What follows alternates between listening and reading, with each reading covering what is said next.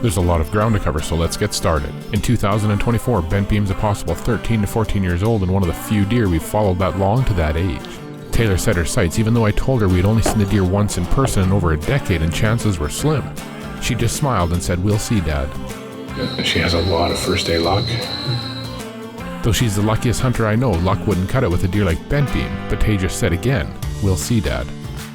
I felt a tap on my knee. Taylor motioned out to the plot and simply said, "See, Dad?" And there at the back, unbelievably on the first day, it's bent beam. The elk get nervous and start to leave, so do the whitetails, and so does bent beam. 2 sightings in a decade. I told her this hunt was about to get rough. She just grinned at me and said, "We'll see, Dad."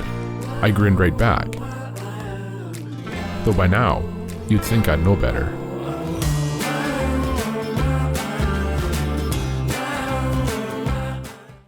This weekend next, we're going to share the story of an incredible old buck that we nicknamed Bent Beam over a decade ago in my daughter's hunt for him. But there's a lot of ground to cover, so let's get started. 2012, our first pictures of bent beam, named because of the one pushed-in beam that would switch sides and slowly straighten out over the years somewhat. Bent beam was growing into a great deer, most years shedding a summer coat into a gorgeous fall double throat patch. And heading into 2016, we thought at 6 it might be the year to take a look at him. 2015 to 2016 is a controversial year. Now, based on the brow tines, the beam structure, and the body characteristics, I'm certain it's the same deer. But there is a massive change. Some people have thought it's a different deer, so that's why I'm pointing it out here for you to decide. 23andMe doesn't work on deer, and because of the massive change, I can understand people's argument. Though through all of our knowledge of the deer and the deer in the area that we hunt, I'm extremely confident that it is the same deer, and that something significant happened to him in 2015 to 2016, causing the massive regression in antler growth. Wounded or sickness, we've seen it happen many times before, and we're confident that's what's happened here. The year after 2015 was devastating. He had lost maybe 60 inches of growth, the same look, same slightly pushed in beam, frame and face with a mature body. Though the next year, he did start to come back. And in 2018, finally our first in-person encounter with bent beam. Late one night while packing up, I was surprised to see him in person, and his caution had showed us why he had been so scarce. And the next year, 2019, was the first year that he was about back to his 2015 size. 2020 and 2021, we were impressed. At an estimated 9 and 10 years of age, he was still putting on antler and recovering from whatever happened in 2016. And as he got older, he just kept impressing us. One of our favorite bucks ever, a big frame, age, that classy double throat patch, the epitome of a mature Saskatchewan whitetail. If we're wrong, the deer has to be at least 10 years old. If we're right, the deer in 2024 is a staggering 13 to 14 years old, making him one of the oldest and only a few that we've ever followed to that age. And in June of that year, we started following him again. Though a ghost in person, heading into 2024, bent beam was already a fixture, and early June, just like for more than a decade, there he was. And into the start of July, he was looking great for an old buck, but nothing would prepare us for what we had witnessed over the next 2 months. As July came, bent beam really started to pack it on, much more so than in years previous. And as the summer progressed, old bent beam was going to show us that he still had a lot more left in the tank. An extremely mild winter and a great spring had left our plots looking the best they had in years, which will have a big impact on all the deer in the area. We're just checking up on our north alfalfa plot here. It's just about ready to cut, and it looks fantastic. After 3 or 4 years of pretty severe drought, finally this year we've had some adequate rainfall, and boy, it sure shows on the countryside. The pastures are full of grass, and the alfalfa is, well, the deer are loving it. So we're looking forward to maybe a little better fall on some of these plots with a little bit of growth and a little more draw, but can't complain. Week by week in July, we couldn't believe the antler growth of the old buck. He looked phenomenal, healthy, and with a month of growing left, he now looked like he could be his best ever. Well, summer is well underway. We still got a few weeks before the season, and we're just changing our trail camera here a little bit. We had the alfalfa cut, it's all been baled now, and the regrowth is already starting. It's looking really good. It's going to be just about perfect time for fall. Not a lot of work to do here because we got the big fancy muddy box blind here. We feel it's still in the right spot. Part of the problem with this spot has always been the plot is just too big. It's really hard to narrow down how those deer are going to approach the plot, and that's been a big problem. We found the best spot to set up is probably about halfway down this edge, but the only problem with that is getting in and out. You know, every night getting out, you're going to bust the plot, so after 3 or 4 sits, it's going to be just about over. So this is still not ideal. There could be a better spot for the blind, but it's kind of the best of everything we have to work with because we can at least get out of here and sneak out of here. So we'll move our stealth cam down off the edge of the alfalfa field to this inside corner here, and there's a nice channel here that the deer like to travel. attractant. This big plot is all the attractant we need for early season hunting. The deer like to leave this field out of the channel, so that's a good sign. Those bucks are out in the plot. They're usually out there until dark, but if they do decide to head back in before daylight, doesn't matter where they came out, they'll almost always circle around the plot and head back in this channel. So there's a pretty special deer here this year that we call Bent Beam. He's an ancient buck that somehow and surprisingly has produced his best rack at, you know, well past his prime age, but Taylor's been really watching him this summer. We've got our dugout just on the other side of this plot. It's a perfect spot to sit up there and film these bucks out here in the summer, and we've really resisted it because that buck, he's been out in the plot every night. He's an ancient buck, and he's always been a very, very tricky, sketchy buck. And when we talked about coming to sit on the dugout, we decided that he's moving out through here. Everything's been perfect so far. We're just not going to risk it by taking a chance on bumping him or leaving and busting that plot. So hopefully as we get closer to the season, we keep getting pictures of him. Hopefully we were getting pictures of him in the plot. He'll start coming down through this channel, and hopefully when the season comes, we might get a look at that deer. And as season got closer, as we headed deeper into August, it was shocking. Bent Beam had gone from being a great deer to quickly becoming a Boone and Crockett class typical, his best ever. The ancient buck never ceased to amaze us over the years, but the downside was, if we wanted to hunt him, we still had to remember that in 10 years, we'd only seen him in person once. Taylor was preparing for season like it was any other deer, that we would certainly get a look at him while I knew different. One encounter in a decade told me different. It told me that finally, this would be the year that Taylor would put in a full season and hang her tag on the Christmas tree at the end, with great memories, but no deer. And as often as I told her this, Tay would just smile and say, "We'll see, Dad." And while the confidence is something I love about her, I was also maybe just a little excited to see her proved wrong, to see how she would react and adapt weeks or months into a grueling meat grinder of a season. Anyone who's followed the show knows that Taylor has a certain amount of luck. Don't get me wrong, she works hard at it. She earns her results, but those results have come with unprecedented frequency. Since she started hunting, just let me show you. Her first deer within just hours of our first day. Her second year stretched way out to a grueling 3 days for a really cool non-typical. On her third year, she's back on track, taking him within hours of her first day. Fourth year, she chose to hunt an ancient mainframe 12 that we thought would take all year, but it took Taylor just 3 hours on opening day. On our fifth year of hunting, again going into extra innings, stretching out 2 days, Taylor took this incredible Boone and Crockett typical. And last year again, she was tagged out within a few hours of day one. It's inexplicable.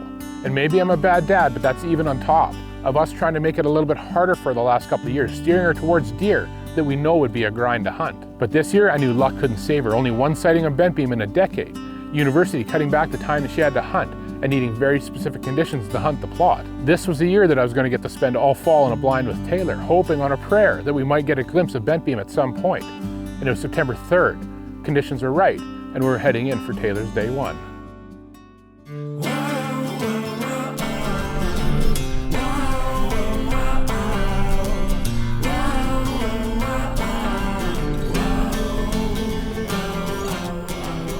These hunts with the kids are my favorite days of the season, even when she has that little smirk while I'm explaining what she's gotten herself into with Bent Beam, and she keeps saying, "We'll see, Dad."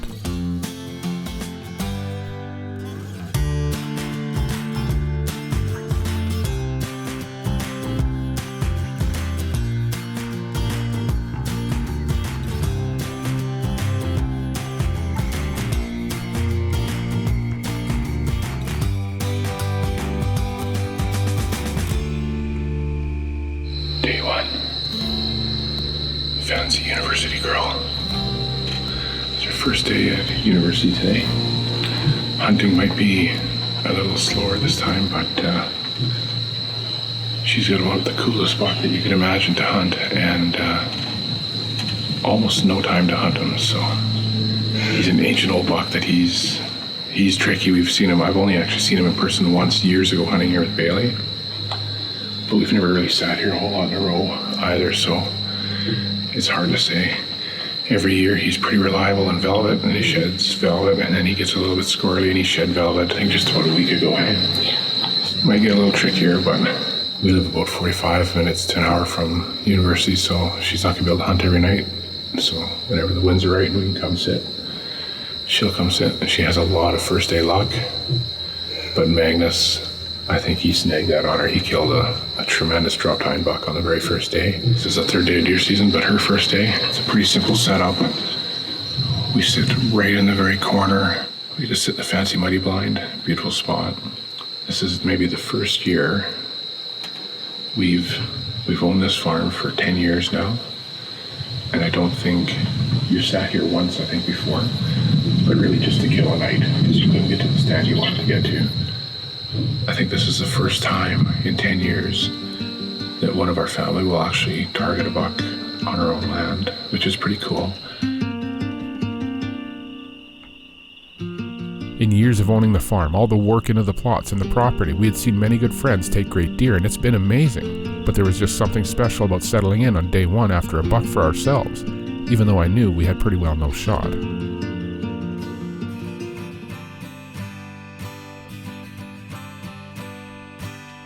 Day one in the muddy blind at my favorite spot with one of my favorite people, even if she eats all my snacks. We were settled in and Taylor was taking her customary nap, a welcome break from university life and studying.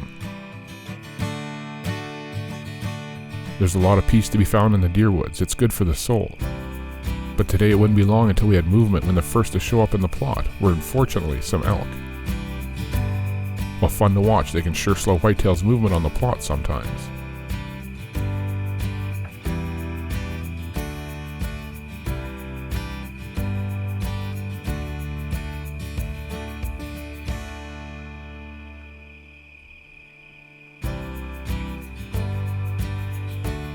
Lucky for us, tonight the elk didn't seem to be bothering the deer, nor did the smoke from the forest fires, and as evening rolled in, so did the whitetails.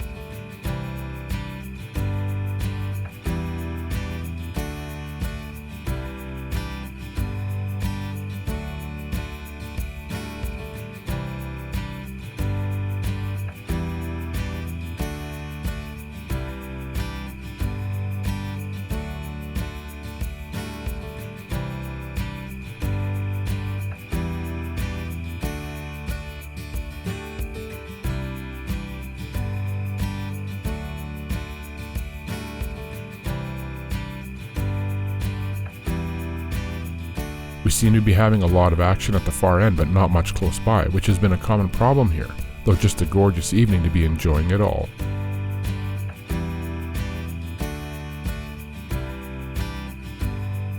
The only downside to the evening is the mule deer also pouring into the plot. It's okay, send your emails, I said it, but we all know they're not real deer.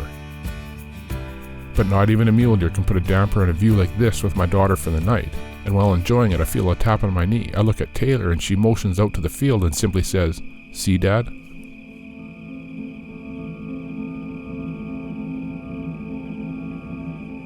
And I see a plot full of deer, elk, and there at the back, unbelievably on the first day, bent beam. And in person, he's a monster.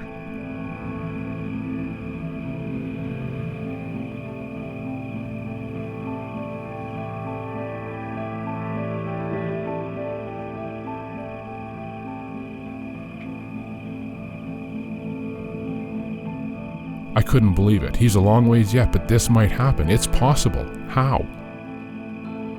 But the elk all look east and something happens. They get nervous and start to leave. So do the whitetails. And so does bent beam. This was breaking my heart. Only the second in-person look in over a decade and it was over. It broke my heart for not seeing the deer up close. Not for Taylor though. Another bad dad disclaimer. That part actually made me smile just a little bit. Adversity builds character, and these were the lessons to be learned in the deer woods.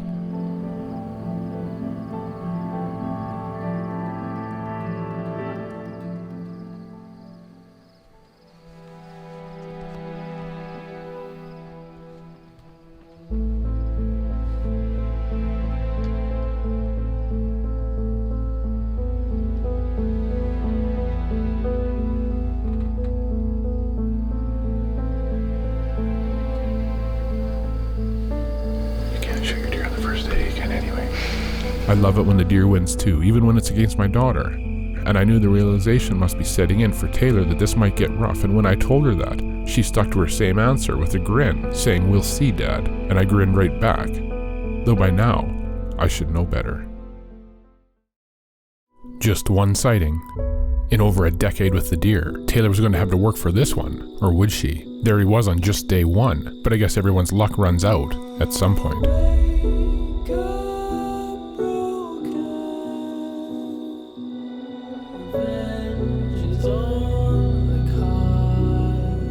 But there's no time for pouting in the deer woods. You head right back in, and with Taylor's luck, you never know.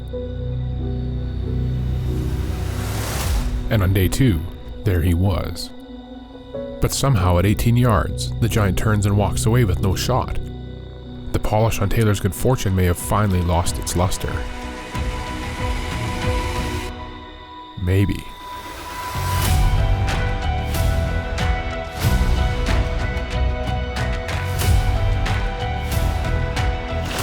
And I thought this one will teach Taylor a lesson. Nope, the luck never runs out.